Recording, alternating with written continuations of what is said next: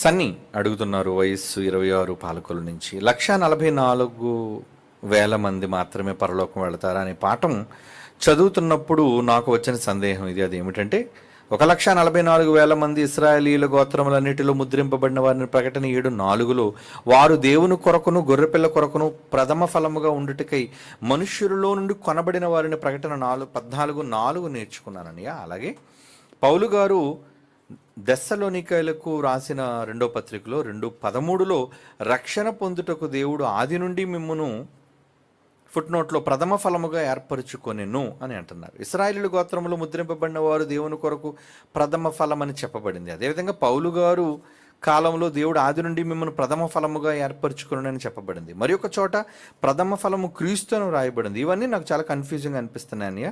దయతో మీ యొక్క వివరణ వలన నాకు క్లారిటీ ఇస్తారని ఆశపడుతున్నాను. సన్నీ అడుగుతున్న దాని ప్రకారంగా ఏమండి రెఫరెన్స్లు చదువుదాం. ముందు ప్రకటన గ్రంథం 7వ అధ్యాయం 4వ వచనంలో ఇక్కడ 1,44,000 మంది కోసం ఆయన మాట్లాడుతున్నారు. ఏంటా ప్రస్తావన? ప్రకటన గ్రంథం 7వ అధ్యాయం 4వ వచనం, వారు ముద్రింపబడిన వారు వారి లెక్క చెప్పగా విన్నాను నేను. ఎంతంటే ఇశ్రాయేలీల గోత్రములన్నిటిలో ముద్రింపబడిన వారు 1,44,000 మంది. అంటే ప్రకటన గ్రంథంలో రాయబడిన అంకెలు, తర్వాత జంతువులు, ఇవన్నీ మీకు తెలుసు కదా, ఉన్న పళంగా వాటిని తీసుకోవాల్సిన అవసరం లేదు. కనుక 12 గోత్రాల వారికి 12,000 చొప్పున లెక్కేసుకుంటే 12 1,44,000 మందిగా మనకు లెక్క తేలుతుంది. అంటే ఇక్కడ దేవుని ఉద్దేశం ఒక్కొక్క గోత్రంలో ఖచ్చితంగా 12,000 మంది ఉంటారన్నది కాదు. అంటే ముద్రింపబడిన వారు అంత ఖచ్చితమైన సంఖ్యగా ఆయన గుర్తిస్తాడు. అలా గుర్తించిన వాళ్ళు ఎవరెవరో ఈ ప్రతి గోత్రంలోనూ అంతా కలుపుకొని 1,44,000 మంది అని చెప్తున్నాడు. అంటే ఖచ్చితంగా 1,44,000 మంది అని కాదు. దీని వివరణ ఆల్రెడీ మీరు 1,44,000 మంది పాఠం మీరు వినే ఉంటారు. ఇక్కడ ఆయన ప్రశ్న ఏంటంటే, పౌలు గారు దెస్సలోనికలు రాసిన 2వ పత్రిక 2వ అధ్యాయం 13వ వచనం కూడా చదువుదాం. 2వ దెస్సలోనిక పత్రిక 2వ అధ్యాయం 13వ వచనం అండి. అందులో ఏమనుంది? ప్రభువు వలన ప్రేమింపబడిన సహోదరులారా, ఆత్మ మిమ్మును పరిశుద్ధపరచుట వలనను మీరు సత్యమును నమ్ముట వలనను రక్షణ పొందుటకు దేవుడు ఆది నుండి మిమ్మును ఏర్పరచుకొనెను అన్న దాని క్రిందన ఫుట్ నోట్లో ప్రథమ ఫలము అన్నాడు. అంటే దేవుడు మిమ్మల్ని ప్రథమ ఫలముగా ఏర్పరచుకున్నాడు అన్నది. అంతేనా? అయితే ఇక్కడ ఇశ్రాయేలు గోత్రంలో ముద్రింపబడిన వారు దేవుని కొరకు ప్రథమ ఫలం అని చెప్పబడింది. ఎక్కడ? ప్రకటన గ్రంథంలో చెప్పబడింది. అదేవిధంగా పౌలు గారి కాలంలో దేవుడు ఆది నుండి మిమ్మల్ని ప్రథమ ఫలముగా ఏర్పరచుకున్నాను మన కోసం చెప్తున్నాడు.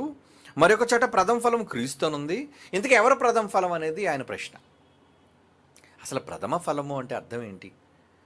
ప్రథమ ఫలము అంటే మొదటి పుట్టిన వారు, జ్యేష్ఠులు అని అర్థం. ఫస్ట్ బార్న్ లేదా ప్రథమ ఫలము అంటే ఒక చెట్టుకు కాసిన తొలి పంటనే ప్రథమ ఫలం అంటారు. ఇశ్రాయేలులో ఉన్నది ఆ పండుగ, ప్రథమ ఫలముల పండుగ అని.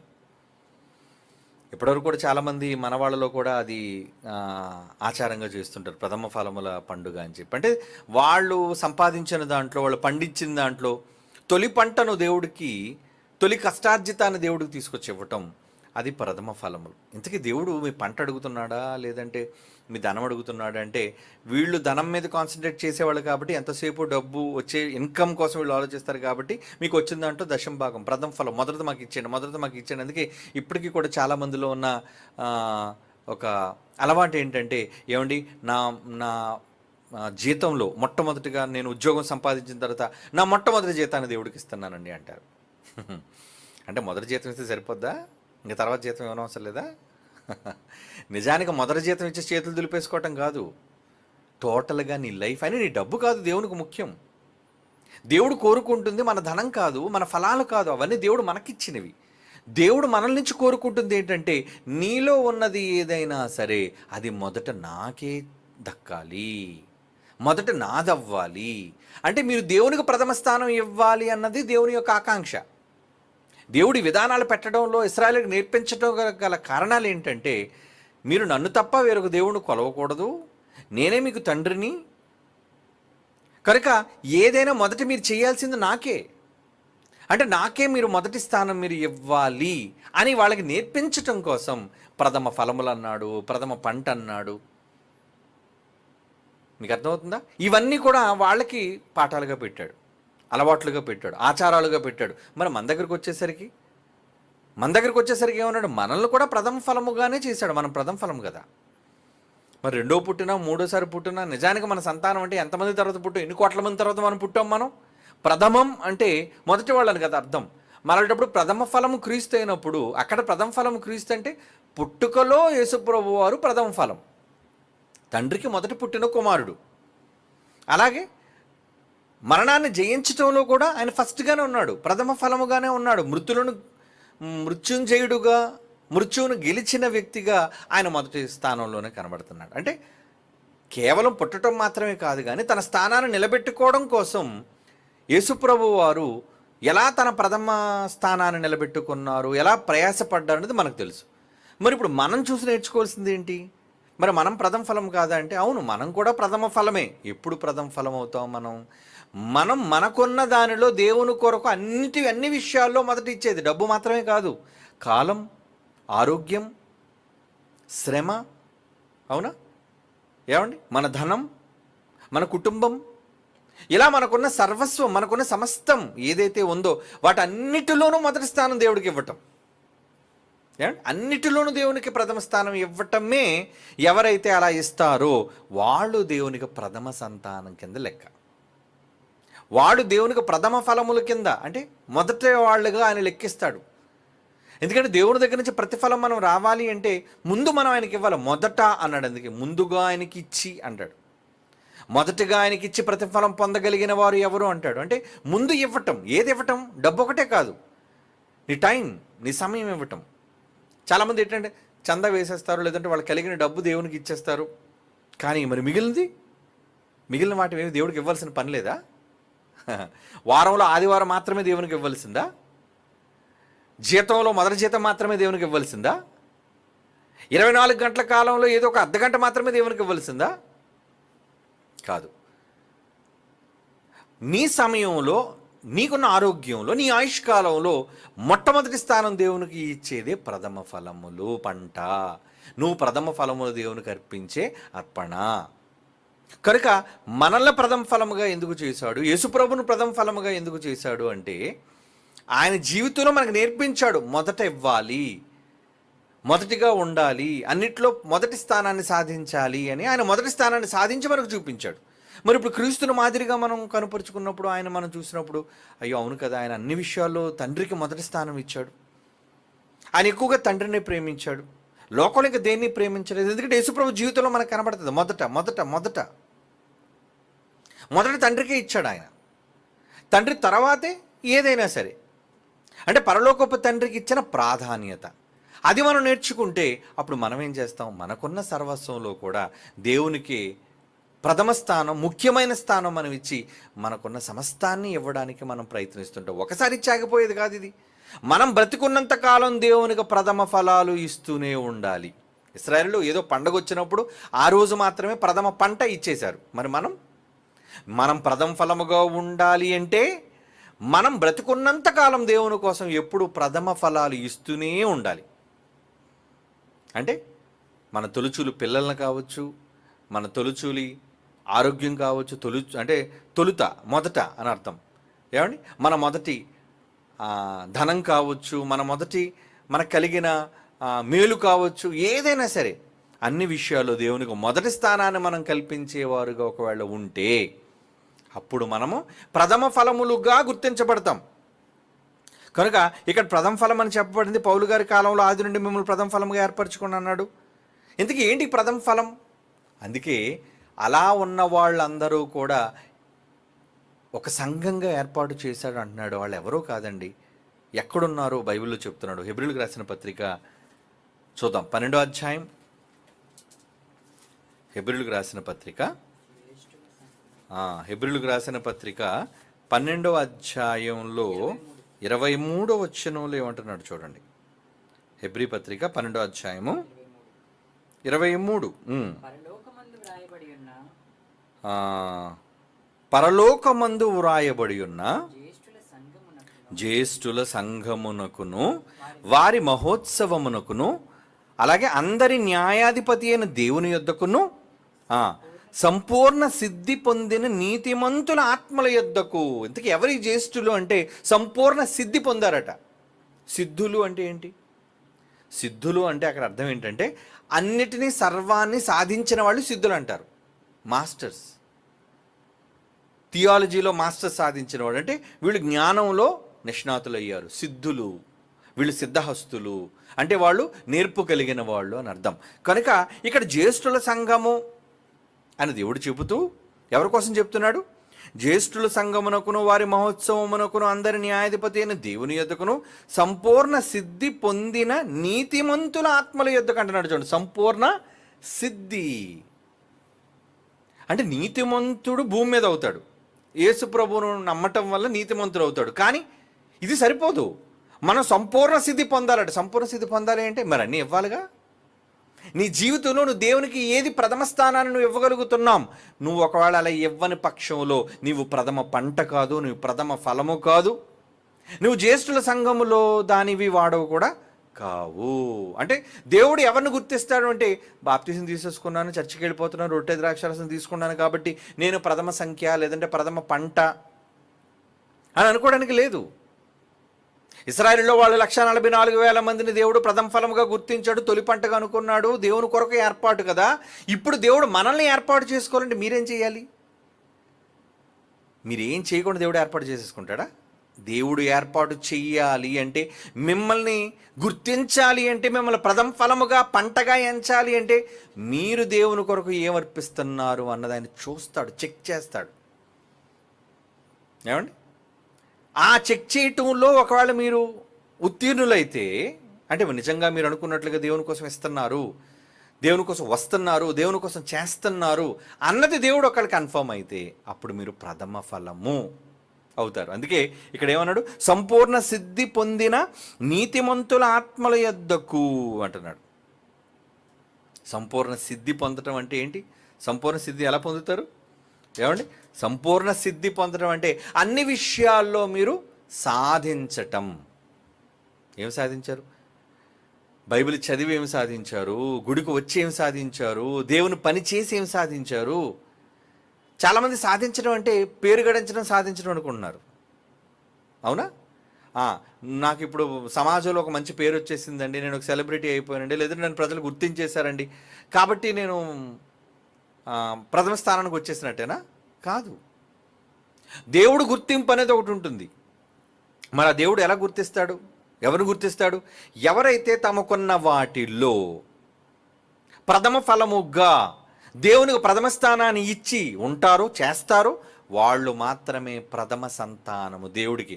అందరూ ఆయన సంతానం ఎలాగైపోతారు చెప్పండి? దేవుడికి పుట్టారు, కోట్ల మంది పుడుతూనే ఉన్నారు, కానీ వాళ్ళందరూ ప్రథమ ఫలాలు కాదుగా.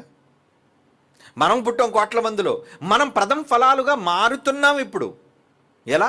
మీ క్రియలే. దేవుని కోసం మీరు రావటం, దేవుని కోసం మీరు కష్టపడటం, దేవుని కోసం మీరు త్యాగాలు చేయటం, మీకున్న సమస్తాన్ని దేవుని కోసం ప్రథమముగా మీరు ఇవ్వటం. నా తండ్రి, నా తండ్రి, నా దేవుడు, నా దేవుడు అని మొదటి స్థానాన్ని మీరు ఆయనకి ఇస్తారు. చూసారా? అదేనండి ఆయన కోరుకున్నాడు.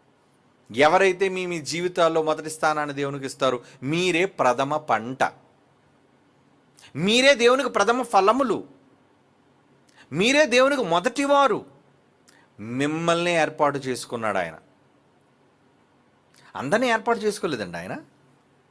ఏర్పాటు అంటే ఉద్దేశం ఏంటి? అందరూ ఆయన కోసం బ్రతకాలని, అందరూ ఆయన కోసం జీవించాలని అనుకున్నాడు, రాసుకున్నాడు. కానీ రాసుకున్న వాటి ప్రకారంగా చేసేవాళ్ళు కూడా ఉండాలిగా. రాసేసుకున్నాడు, మరి రాసుకున్న వాళ్ళు చేసేదేది? పుడుతున్న కోట్ల మంది కోసం దేవుడు రాశాడు, వాళ్ళు నా కోసం బ్రతకాలి అని. కానీ అందరూ బ్రతకటం లేదు కదా. అందుకే రోమీలకు రాసిన పత్రిక 8వ అధ్యాయం 29వ వచనం చదువుదాం చూడండి. రోమాపత్రిక 8వ అధ్యాయం 29 వచనంలో ఏమంటున్నాడు అక్కడ? ఎందుకనగా తన కుమారుడు అనేక సహోదరుల్లో జ్యేష్ఠుడగునట్లు దేవుడు ఎవరిని ముందుగా ఎరిగెనో, మనల్ని ఎరిగాడు ముందుగా. ఏమండి? వారు తన కుమారునితో సారూప్యము గలవారొకటకు. ఇంతకీ తన కొడుకు ఏమిచ్చాడు ముందు 29, తన కుమారుడు అనేక సహోదరుల్లో జ్యేష్ఠుడు అంటున్నాడు. చూడు, మొదటివాడు ఫస్ట్ సాధించాడు, మొదట సాధించాడు. ఇప్పుడు ఆయనలాగా మనం కూడా సాధించాలంట. ఆయన సాధించాడు, ఇప్పుడు మనం సాధించాలట. అందుకే ఏమంటున్నాడు చూడండి, తన కుమారుడు అనేక సహోదరుల్లో జ్యేష్ఠుడగినట్లు దేవుడు ఎవరిని ముందుగా ఎరుగను. మనలందరినీ ఎరిగాడు కదా ముందే ఆయన సంకల్పంలో. వారు కూడా తన కుమారునితో సారూప్యము గలవారొకటకు, మీరు కూడా తన కొడుకులాగే ప్రథమ ఫలముగా జ్యేష్ఠుడు అంటే మొదటివాడని, ఫస్ట్ ప్రైజ్, అలా తొలి పంటగా మీరు మారాలేని వారిని ముందుగా నిర్ణయించెను.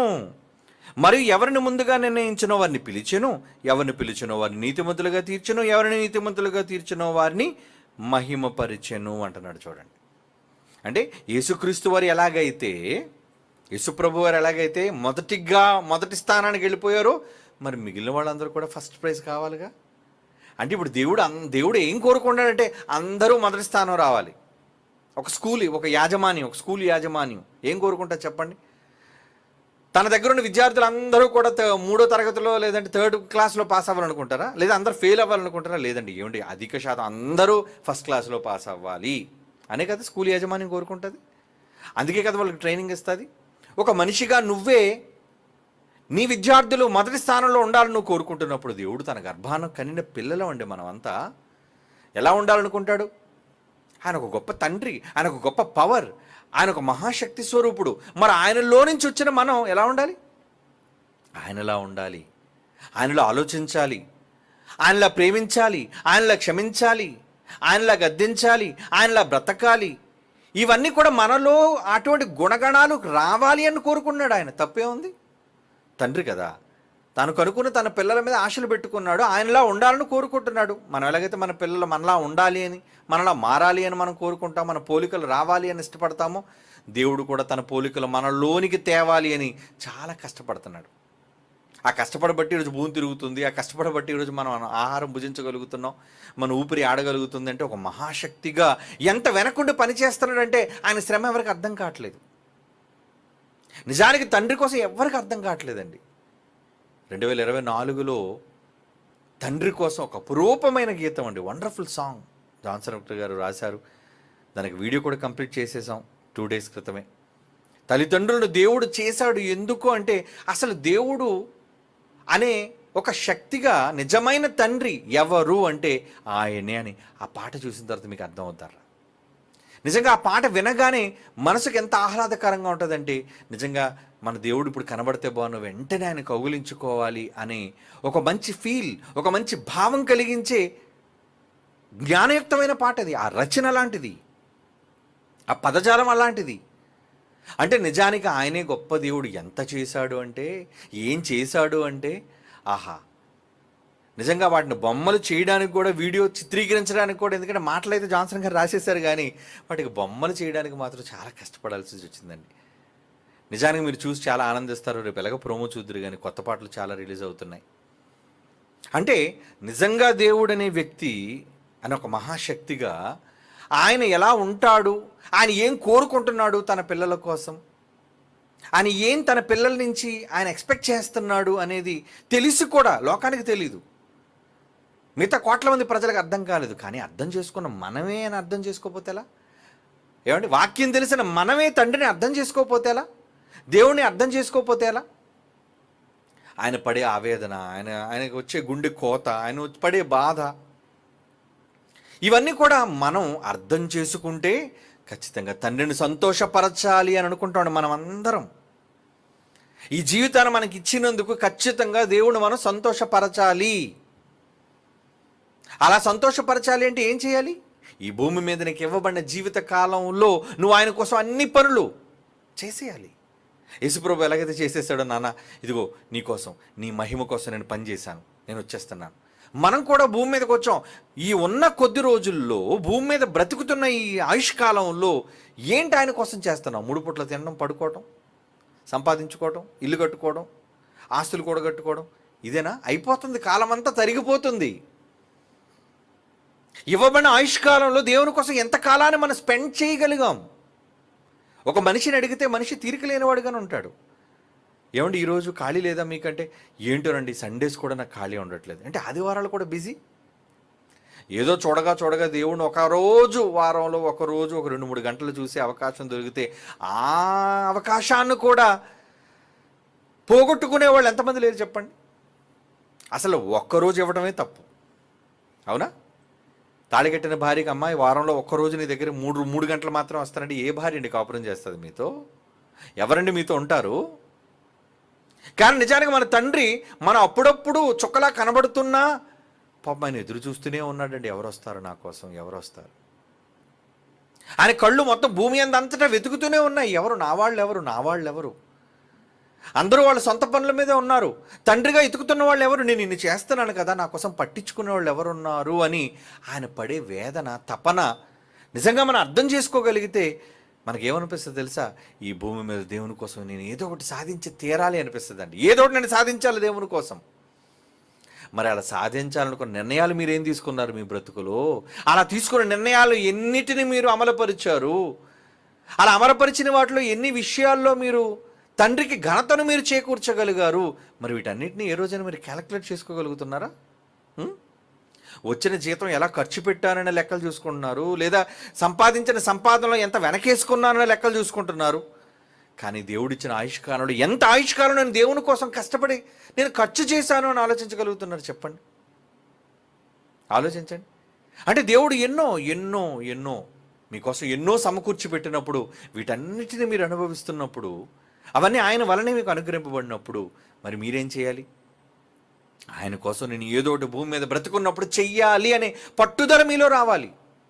ఎక్కడుందండి పట్టుదల? మనుషుల్లో పట్టుదల లేదండి. సంపాదన కోసం పట్టుదల ఉంది, భూమి మీద దేనిని సాధించడం కోసం పట్టుదల ఉంది, ఉద్యోగం చేయాలనే పట్టుదల, ఇల్లు కట్టాలనే పట్టుదల, మంచి పెళ్లి చేసుకోవాలనే పట్టుదల, ఇలా ఎన్నిటి కోసం పట్టుదల పెట్టాం. మనం దేవుని కోసం ఏదైనా సాధించాలి అని ఈ రోజైనా పట్టుదల పడుతున్నావా? మిమ్మల్ని కూర్చోబెట్టాలి, ఇలాంటి మాటలు చెప్పాలి, దేవుని కోసం ఆలోచించాలని మిమ్మల్ని పురుకొల్పాలి, అప్పుడు కానీ మరలా మనలో ఉన్న భావాలు మరలా ఏమంటారు దాన్ని లేవు. అంటే ఒకసారి ఆలోచించవు, చెయ్యాలి అనే తపన మరలా మనకు రాదు. పురుకొల్పాలి ఎవరో ఒకరు మనల్ని. ఇలా పరిస్థితిలో ఉన్నప్పుడు, లోకం అంతా ఇలాంటి పరిస్థితుల్లో ఉన్నప్పుడు ఏమండి దేవునికి ప్రథమ ఫలముగా వీళ్ళందరినీ చూసి ఏమనుకుంటాడు? కోట్ల మందిలో ఎవరరా నా ప్రథమ ఫలం ఎవరు కనబడటం లేదు. నీతిమంతులుగా నేను తీర్చడానికి ప్రథమ ఫలములు ఏరి, నా కోసం ఆలోచించే మొదటి వ్యక్తి లేరి, ముందుగా నా కోసం తెచ్చి ఇచ్చేవాళ్ళు లేరి, ముందుగా నన్ను ప్రేమించేవాళ్ళు లేరి, ముందుగా నన్ను వెతికేవాళ్ళు లేరి. దేవుడు వెతికేవాళ్ళు ఎవరు ఉన్నారండి? ఏమండి భార్య అర్ధరాత్రి టప్పగా మంచం మెలకు వచ్చింది అనుకోండి, మంచం మీద పక్కన చూస్తుంది మా ఆయన ఉన్నాడా లేదని. లేదంటే భర్తకు మెలకు వస్తే మా ఆవిడ ఉందా లేదా, పిల్లలు ఉన్నారా లేదా. ఏమండి వాళ్ళ కోసం మనం ఎంత ఆలోచన, ఎంత ధ్యానం. ఒకళ్ళు నిజంగా లేచి మనం లేచినప్పుడు పక్కన లేరు అనుకోండి, వెంటనే లేస్తాం. ఎక్కడికి వెళ్ళారు? వాష్రూమ్కి ఏమైనా వెళ్ళారా? లేదు ఇంకెక్కడికైనా బయటికి వెళ్ళారా? ఒకళ్ళు వాష్రూమ్లో కనబడక, ఇంట్లో కనబడక, ఏమండి బయటకు వచ్చి తలుపు తీసి చూసేసరికి కనబడకపోతే ఏమండి ఆనందంగా ఉంటారా, టెన్షన్ పడతారా? రాత్రి 2-3 గంటలకి నిజంగా మీ పక్కన మీ భార్యో భర్తో లేకపోతే, కనబడకపోతే, మీరు లేచి వెతుకున్నప్పుడు వాళ్ళు లేకపోతే మీరు కంగారు పడతారా? పడతారు కదా. అంటే వాళ్ళ మీద ఎంత కాన్సన్ట్రేషన్, ఎంత శ్రద్ధ మీకు. వాళ్ళు వెతుకుతున్నారు, వాళ్ళు కాసేపు కనబడకపోయేసరికి మీకు తొందర. ఏమంటే దేవుణ్ణి వెతికేవాళ్ళు ఉన్నారా? తన్ను వెతుకువారు కలరేమో అని దేవుడట ఆకాశము నుంచి చూస్తున్నాడటండి. తన్ను వెతికేవాళ్ళు, నన్ను వెతికేవాళ్ళు ఎక్కడున్నారు? ఆయన ఆకాశం నుంచి నేత్రం చూస్తుందటండి. ఒకళ్ళ ఇద్దరు చూడడానికి, కోట్ల మందిలో ఎవరు నన్ను వెతికేవాళ్ళు అని ఎదురు చూస్తున్నాడటండి ఆయన. మరి అలా వెతికే ఆ కంటికి నువ్వు కనబడితే, అలా వెతికే ఆయన మనస్సుకు నువ్వు నేనున్నాను నాయన అంటే నువ్వు చెప్పనవసరం లేదు. కానీ నీ క్రియలు, నీ ఆలోచనలు, నీ తలంపులు, అలాంటి సమయంలో కూడా నువ్వు ఆయన కోసం ఉన్నావు అనే విషయం ఆయన తెలుసుకుంటే ఆయన ఎంత ఆనందిస్తాడండి, ఎంత పొంగిపోతాడండి. ఆలోచించండి. అంటే నిజంగా దేవుని గూర్చి మనం అర్థం చేసుకోగలిగితే ఖచ్చితంగా మనం ఆయన కోసం ఉండాలి అనుకుంటాం, ఆయన కోసం బ్రతకాలి అనుకుంటాం, ఆయన కోసం ఏదో సాధించాలి అనుకుంటాం. లేదా కన్నందుకు భార్యకి, పిల్లలకు, లేదా కట్టుకున్నందుకు భార్యకి, ఏమండి, వీళ్ళకి ఏదో ఒకటి చెయ్యాలి అని కేవలం వీళ్ళే మాత్రమే మనం గిరిగీసుకొని వాళ్ళ కోసమే ఏదో చేసి చచ్చిపోతున్నామండి. లోకంలో మన ముందున్న వాళ్ళందరూ అలాగే చచ్చిపోయారు. పిల్లల కోసం ఆస్తి కూర్చేవాళ్ళు, భార్య కోసం ఇల్లు కట్టి చచ్చిపోయేవాళ్ళు. ఏమండి, భర్త రిటైర్ అయిపోయే ముందు ఏమంటాడు, అమ్మాయి నేను రిటైర్ అయ్యే లోపు నీకు మంచి ఇల్లు కడతాను, ఎందుకంటే నేను వెళ్ళిపోయిన తర్వాత నువ్వు అనాథగా ఎక్కడ దీంట్లో ఉండడానికి వీల్లేదు. అంటే ఈరోజు మనుషుల్లో ఉన్న ప్రణాళికలు చెప్తున్నానండి. నేను చచ్చిపోయిన తర్వాత మీరు అనాథలుగా ఉండకూడదు, అదిగో అందరికీ ఇదిగో ఒక్కొక్కరికి బ్యాంక్ అకౌంట్లో ఇంత అమౌంట్ నేను జమ చేస్తున్నాను. మనుషులుగా మనుషుల కోసం ఆలోచించి చేసేది అదే కదండి. ఎంతకాలం? 60 years, లేదా 60, 70, 80 బలం ఉంటే, అధిక బలం ఉంటే 80 కూడా మీరు బ్రతుకుతున్నారు. మరి 80 సంవత్సరాల జీవిత కాలంలో ఎవరి కోసం మీరు ఆలోచిస్తున్నారు చెప్పండి? మీ వాళ్ళకి ఏదో ఒకటి కూర్చాలి, మీ వాళ్ళకి ఏదో ఒకటి దాయాలి, మీ వాళ్ళకి ఏదో ఒకటి సమకూర్చి పెట్టాలి అని ఎంత ఆలోచన ఏంటి 60 సంవత్సరాలకి? అసలు మీకోసం ఎన్ని దాచిపెట్టాడు ఆయన, మనం చూడలేదు, ఇంకా వాటిని నమ్మాలి. మనం వెళ్ళేసరికి ఎన్నో దాచిపెట్టాడు ఆయన. ఏమంటే మనం రాకముందు ఈ ప్రకృతి, ఈ భూమిని చూచి ఎన్ని అందాలు, ఎన్ని ఆహ్లాదకరమైన వాతావరణంతో కూడిన పరిస్థితులు దేవుడు ఇక్కడ పెట్టాడు భూమి మీద. టెంపరరీ, ఏమండి, తాత్కాలికంగా ఉండే భూమి మీద ఇన్ని సుఖాలు పెట్టాడే, శాశ్వత కాలం ఉండే ఆయన దగ్గర ఎన్ని సుఖాలు దాచి ఉంటాడండి, ఎన్ని ఆనందాలు దాచిపెట్టి ఉంటాడండి. కానీ వాటి కోసం ఆలోచించేవాళ్ళు ఎవరున్నారు? ఆయన ఏమో అంటున్నాడు, నాయన మీకోసం దాచాను రా, మీకోసం నేను చాలా దాచిపెట్టాను, నేను మీకోసం నేను చాలా సమకూర్చి పెట్టాను, మీరు వస్తారని. మీకే ఇవన్నీ.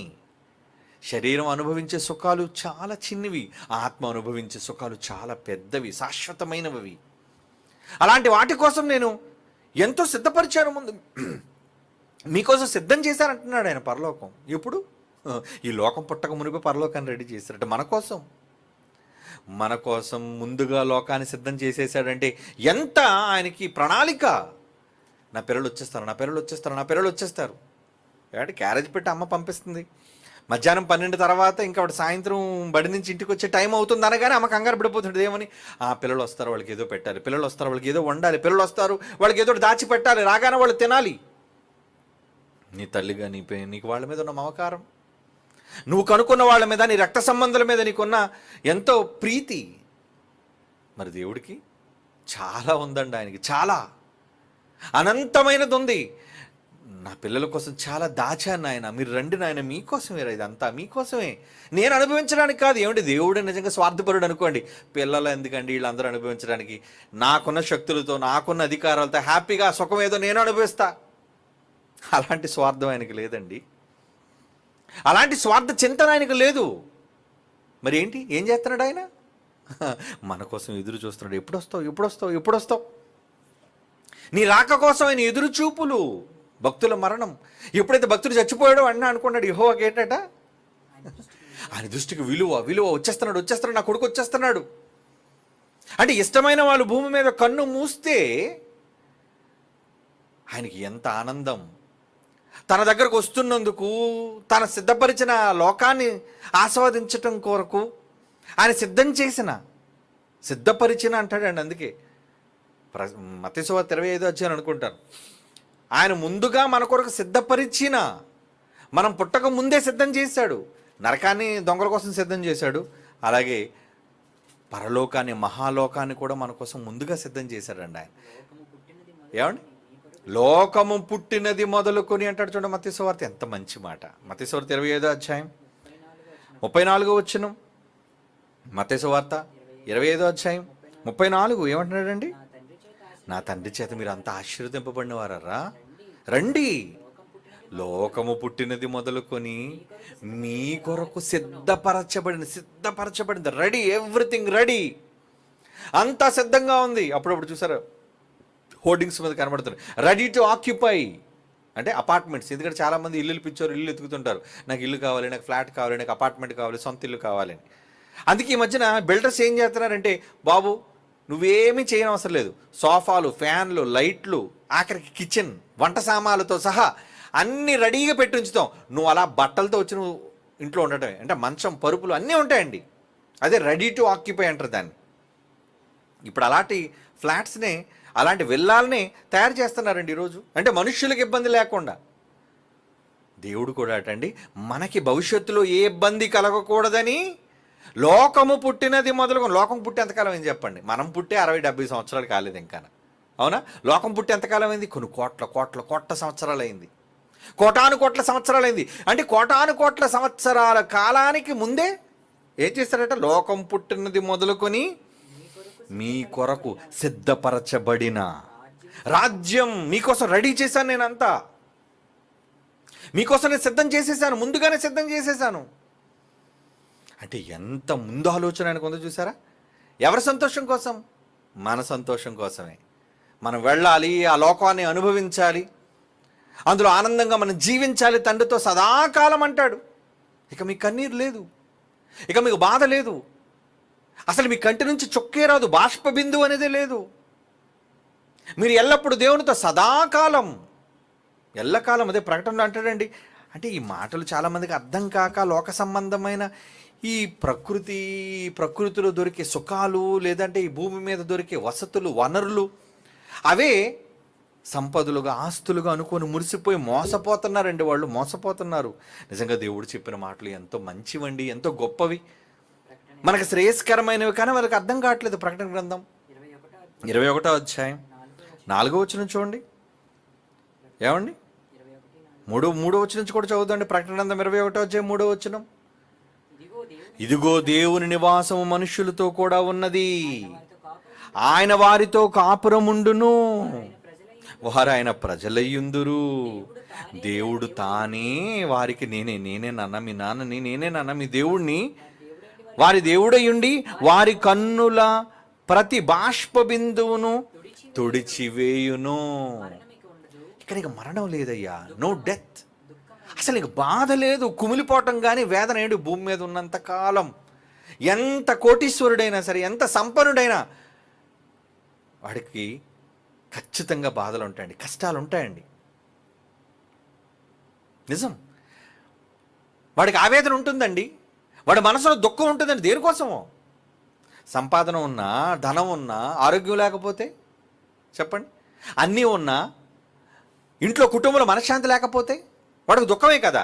అసలు అటువంటివి కూడా లేవటండి. అక్కడ ఏముంటాయట? అక్కడ వారి కన్నుల ప్రతి బాష్ప బిందువు తుడిచివేయును, మరణము ఇక ఉండదు, దుఃఖము లేదట, ఏడ్పు లేదట, వేదనకి ఉండదు. ఇదిగో మొదటి సంగతులు గతించిపోయినని సింహాసనములో నుంచి గొప్ప స్వరం. అయిపోయింది, ఇంకా అయిపోయింది, ఇంకా లోకం అయిపోయింది, క్లోజ్.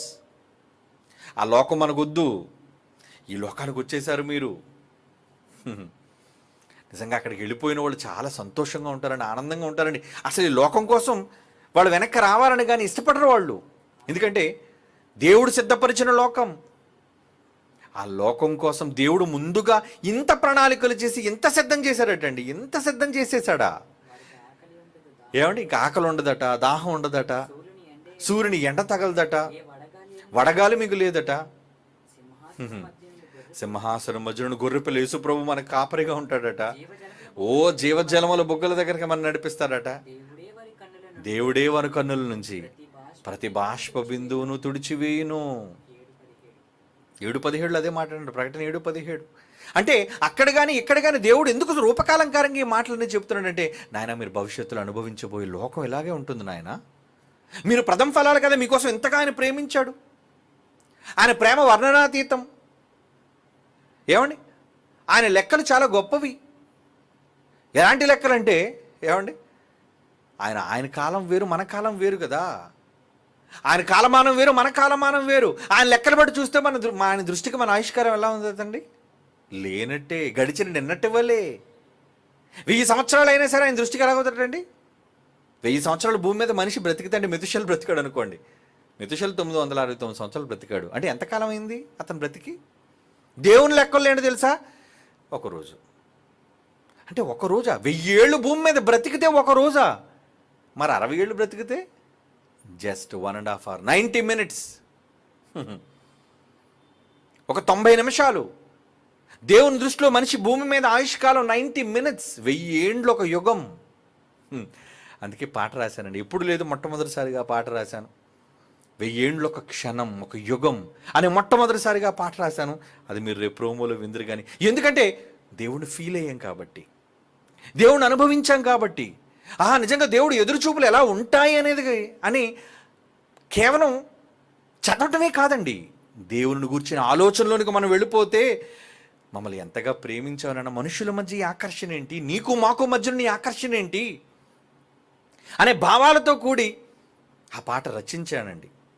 దాని వెనక ఉన్న భావం ఏంటో తెలుసా? మీ తండ్రి మీకోసం ఎదురు చూస్తున్నాడు, ఆయన కోసం వెళ్ళిపోదాం పదండి, వెళ్ళిపోదాం పదండి, వెళ్ళిపోదాం పదండి. ఎక్కడికి వెళ్ళిపోవాలి? నీకు ఇష్టమైన వాళ్ళ కోసం, నీకు నచ్చిన వాళ్ళ కోసం నువ్వు ఎప్పుడు కూడా పరుగులు తీస్తుంటావు కదా. మీరు భార్య పిల్లలతో వస్తే సంతోషం. ఒకటికి ఒకళ్ళ ఇంటి దగ్గర మీ భార్య ఉందనుకోండి, భర్తలందరూ ఏం ఆలోచిస్తుంటారు? 8 గంటల క్లాస్ అయిపోతుంది కదా, వెంటనే నేను వెళ్ళిపోవాలి. ఇంటి దగ్గర పిల్లలు ఉన్నారనుకోండి, ఏమనుకుంటారు? అమ్మో ఇంటి దగ్గర పిల్లలు ఉన్నారు, నా వాళ్ళు నేను వెళ్ళిపోవాలి వాళ్ళ దగ్గరికి. వెళ్ళిపోవాలనే వేగిరపడుతుంటాం మనమంతా. నిజానికి ఆయన మన కాలం చిన్నదైనా ఆ చిన్ని కాలంలో కూడా మనల్ని ఎడబాసి ఉండలేని స్థితి. ఏంటి బాబు, గంటన్నర కూడా ఉండలేవా? ఏంటి పిల్లల్ని విడిచిపెట్టి ఒక గంట సేపును దూరంగా ఉండలేవా? ఏంటోనండి, మరి నాకు వాళ్ళకి ఉన్న అనుబంధం అలాంటిది. అప్పుడే భార్య ఏంటి నేను బజార్కి వెళ్తున్నానండి, బయటికి వెళ్ళింది, వెళ్ళగానే నువ్వు ఫోన్ చేస్తావు 10 నిమిషాలు, వెళ్ళావా, తీసుకున్నావా, ఎప్పుడు వస్తున్నావు, వెళ్ళి 10 నిమిషాలు కాలేదు, ఎందుకు నువ్వు ఫోన్ చేస్తున్నావు? నీ వాళ్ళ మీద నీకున్న ప్రేమ. త్వరగొచ్చే నేను ఇంట్లో ఉన్నా నీకోసం చూస్తున్నాను, ఇప్పుడే కదా 10 నిమిషాలు అయింది కదా బయటికి వెళ్ళి. పిల్లలైతే పిల్లల్ని ఒకళ్ళు ఏదైనా తల్లిదండ్రులు పని మీద పంపితే, ఇదిగో నువ్వు ఎక్కడున్నట్టే రావాలి, నువ్వు ఎక్కడున్నట్టే రావాలి అని చెప్పి, అంటే ఇక్కడున్నట్టు రావాలి అంటే ఇంక వెళ్ళడం ఎందుకు ఏమండి? అంటే వెళ్ళినా సరే నువ్వు ఆలస్యం చేయకుండా త్వరగా నీకోసం ఎదురు చూస్తున్నా నా దగ్గరికి వచ్చేయి అని ఒక తండ్రి పడే తపన, ఒక ప్రేమించిన వాళ్ళ కోసం మనం పడే ఆవేదన ఎలా ఉంటుంది? అదే ఆ పాటలో మీరు చూద్దరు కానీ ఆ క్లిప్పింగ్స్ వండర్ఫుల్. అంటే దేవుణ్ణి చూపించటంలో, దేవుణ్ణి గూర్చి మనం తెలుసుకోవటంలో, దేవుణ్ణి సమాజానికి చూపించటంలో ఇలాంటి వాడా దేవుడు. ఒకళ్ళు నిజంగా రాకపోతే ఆయనకు ఒక క్షణం, నువ్వు లేని దూరం, నువ్వు తిరిగి రాని ఒక క్షణం కూడా ఆయనకి ఎలా కూడా తెలుసా? యుగం యుగం. ఏంటి ఇద్దరి మధ్యలో ఆకర్షణ అలాంటిదేనండి. కలిసి ఉన్నారనుకోండి, ఇద్దరు ఒకరంటే ఒకరి అమితమైన ప్రేమ. కానీ ఒకసారి దూరం ఏర్పడింది అనుకోండి, ఆ దూరం ఎలాగుంటుందో తెలుసా అండి? ఆ దూరం ఎంత బాధాకరంగా ఉంటుందో తెలుసా అండి? ఎప్పుడు చూడాలి, ఎప్పుడు మాట్లాడాలి, ఎప్పుడు కలవాలి. నిజంగా ప్రేమించిన వాళ్ళకైతే ఉంటుందండి. అవసరాల కోసం ప్రేమించేవాళ్ళు, ఏమండి, వ్యామోహాల కోసం ప్రేమించే వాళ్ళ మధ్య ఉండవు ఇవి. నిజంగా హృదయపూర్వకంగా ఎవరైనా కోరుకుంటే వాళ్ళ కోసం ఉంటుందండి ఆ తపన. నిజంగా దేవుడు మనల్ని కోరుకున్నాడు, ఏది ఆశించకుండా మన నుంచి, మనమే కావాలని కోరుకున్నాడు. అలా కోరుకున్న తండ్రి, ఆ తండ్రి తపనేంటో తెలుసా? త్వరగా వచ్చేయాలి. అందుకే మీ ఆయుష్కాలం చిన్నది చేసేసాడు. త్వరగా వచ్చేయండి నాన్న, మీరు చచ్చిపోయి నీతిమంతులుగా నా దగ్గరకు వచ్చేస్తే నాకు సంతోషం, మాకు పండగ, నాకు ఆనందం. అటువంటి ఉద్దేశం ఆయన మనస్సులో ఉంది. మరి తిరిగి మనం ఒక వెళితే సంతోషం అండి, హ్యాపీ. బయటికి వెళ్ళిన వాళ్ళు వచ్చేసాడు, నా భర్త బయటికి వెళ్ళాడంటే హ్యాపీగా వచ్చేసాడు. కానీ బయటికి వెళ్ళిన భర్త ఇక రాడు అని తెలిస్తే ఎలా ఉంటుంది ఆ బాధ? దేవుడికి కూడా ఒకవేళ భూమి మీద తిరిగి ఆయన దగ్గరకు రాలేని వాళ్ళ కోసం ఎంత నరకం అనుభవిస్తాడో ఆ పాట చూస్తే అర్థం కావాలండి. అయ్యో, దేవుడు ఇంత వేదన అనుభవిస్తాడా? ఇంత మమకారం దేవుడికి మన మీద ఉందా? మనం రాకపోతే ఆయన పడే ఆవేదన ఎంత ఉంది? అది నిజంగా మనం అర్థం చేసుకోవాలి, ఈ సమాజానికి అర్థమయ్యేటట్టుగా చెప్పాలి. ఎందుకంటే ఆయన నుంచి మనం దూరంగా ఉన్నామండి, ఎడబాటులో ఉన్నాం. తండ్రికి కుమారులుగా భూమి మీద మనం దూరంగా ఉన్నాం. ఇలాంటి దూరంలో ఎల్లప్పుడూ ఆయన కోసం మన ఆలోచన, ఆయన కావాలనే ఆకాంక్ష, ఇవి నిజంగా మనలో ఉంటే భూమి మీద బ్రతుకున్న దినాలు యేసుప్రభు ఎలాగైతే చిన్నప్పటి నుంచి 12వ ఏట నుంచి నా తండ్రి పని అనుకున్నాడండి, మనం అలాగే ఉంటాండి. నా దేవుడు పని. నిజంగా దేవుడు ప్రేమించేవాళ్ళు, దేవుడు నిజంగా ఆకర్షించేవాళ్ళు అలాగే ఉంటారండి. కనుక వాళ్ళే ప్రథమ ఫలములు, దేవుడు కోరుకున్న వాళ్ళు, ఇష్టమైన వాళ్ళు, తొలి పంట, తొలి సంతానం. ఎందుకంటే నా కోసమే కదా నువ్వు ఎక్కువ ఆలోచిస్తున్నావు, నాకే కదా మొదటి స్థానాన్ని నువ్వు ఇచ్చావు, నువ్వు నన్నే కదా మొదట ప్రేమించావు, నేను తప్ప ఇంకెవరిని వద్దనుకున్నావు కదా, నేనే శాశ్వతం అనుకున్నావు కదా, నువ్వే నాకు తొలి పంట, నువ్వే నాకు జ్యేష్ఠ సంతానం అందుకే ప్రకటనలో హెబ్రీ పత్రికలో మనం చదువుకున్న మాట ప్రకారం 23లో పరలోకమందు వ్రాయబడి ఉన్న జ్యేష్ఠుల సంఘం అట. అంటే అందరూ అందులో ఎలాంటి వాళ్ళు అంటే తండ్రిని పిచ్చిగా ప్రేమించిన వాళ్ళు, దేవుని కోసం బహుగా కష్టపడిన వాళ్ళు, దేవుని కోసం బహుగా భూమి మీద ఎదురు చూచిన వాళ్ళు అని అర్థం. అబ్రహాం ఎదురు చూడలేదా? దూరం నుంచి ఎదురు చూస్తున్నాడట. ఆ లోకం మనుషుల చేత కట్టబడినది కాదు, అదిగో దేవుని చేత నిర్మించబడిన ఆ మహాలోకం, పునాదులు కలిగిన ఆ లోకం, భూమికిత పునాదులు లేవు. అదే చెప్పాడు పిలిచి, నాయన ఇస్సాకు అక్కడికి వెళ్ళిపోవాలరా, మన డాడీ దగ్గరికి మనం వెళ్ళిపోవాలరా, మన డాడీ మన కోసం అన్ని సిద్ధం చేశాడు నాయన. ఇస్సాక్ అదే చెప్పాడటండి. ఇస్సాక్ కూడా తనకు పుట్టిన కొడుకు పిలిచి ఏం చెప్పాడు, నాన్న యాకోబు వెళ్ళరా, మనం వెళ్ళిపోవాలి నాయన, మన డాడీ మన కోసం ఎదురు చూస్తున్నాడు, మనం అక్కడికి వెళ్ళిపోవాలి మనమంతా. ఆ మాట చదువు ముగించుకుందండి హెబ్రీ పత్రిక 11వ అధ్యాయంలో. నిజంగా వాళ్ళ మాటల్లోని ఎంత ఆంతర్యం! ఎన్నిసార్లు చెప్పిన ఈ సమాజానికి అర్థం కాదండి. ఎందుకంటే ఏదో అలవాటుగా దేవుని దగ్గరకు రావటం, మొక్కుబడిగా దేవుని కోట్ల ఏదో ఒక పాట పాడడం, ప్రార్థన చేయటం, మన పని పూర్తి చేసుకున్న తర్వాత ఏదో వెళ్ళిపోవడమే భక్తి అనుకుంటుంది ఈరోజు క్రైస్తవ్యం. రాని వాళ్ళ సంగతి వదిలేయండి. కానీ దేవుడిని అర్థం చేసుకున్న వీళ్ళు, మేము అర్థం చేసుకున్నామని చెప్పుకున్న క్రైస్తవులు ఏమర్థమయ్యాడండి దేవుడు? హెబ్రీ పత్రిక 11వ అధ్యాయం 9వ వచనం అబ్రహాం కోసం మాట్లాడుతూ హెబ్రీ పత్రిక 11వ అధ్యాయం 9వ వచనం, విశ్వాసమును బట్టి అబ్రహామును, అతనంటే అబ్రహామును అతనితో కూడా వాగ్దానమునకు సమాన వారసులని ఇస్సాకును యాకోబు అనువారు గుడారముల్లో నివసించుచు అన్యుల దేశములో ఉన్నట్టు వాగ్దాత దేశములో పరవాసులేరట. ఇది మన దేశం కాదు, వెళ్ళిపోదానని, వెళ్ళిపోవాలి. ఎందుకంటే 10వ వచనం అన్నాడు, యాలి అనగా దేవుడు దేనికి శిల్పి నిర్మాణకుడునయ్యున్నాడో పునాదులు గల ఆ పట్టణము కొరకు అబ్రహాము ఎదురు చూచుచుండెను. అబ్రహాము ఎదురు చూచుండు, విశ్వాసం బట్టి శారా వాగ్దానం చేసినప్పుడు నమ్మదగిన వాడు. ఇంకన్నీ చెబుతున్నాడు. ఎందుకు ఎదురు చూస్తున్నారు వీళ్ళంతా? ఇక వెతికే వాళ్ళందరూ కూడా ఏం వెతుకుతున్నారట? ఇది మా దేశం కాదు, ఆలోకం. ఎందుకు జాన్సన్ గారు వెళ్ళిపోతూ కూడా ఆ పరలోకం కోసం పాట రాసి వెళ్ళిపోయాడండి ఆయన. అంటే భూమి మీద మనం ఉన్నప్పుడు దేనికోసం ఆలోచించాలి? ఆ లోకానికి వెళ్ళాలి. మనము, మన కుటుంబాలు ఇక్కడ దేవుని కోసం పని చేస్తేనే అక్కడ ఆయన దగ్గరకు మనం చేరుకునే అవకాశం మనకు దక్కుతుంది. ఇది మనం అర్థం చేసుకుని భూమి మీద బ్రతికితే మీరే ప్రథమ ఫలం అని దేవుడు చెబుతున్నాడు. కనుక నాన్న, ఎవరు ప్రథమ ఫలం? అలా వెతికాడు కాబట్టి యేసు ప్రభు ప్రథమ ఫలం అయ్యాడు. అలాగే ఇశ్రాయేలులో ఎవరైతే వెతికిన వాళ్ళు ఉన్నారో, ఒక దావీదు, ప్రవక్తలు, రాజులు, భక్తులు, పితరులు, వాళ్ళందరూ కూడా ప్రథమ ఫలము.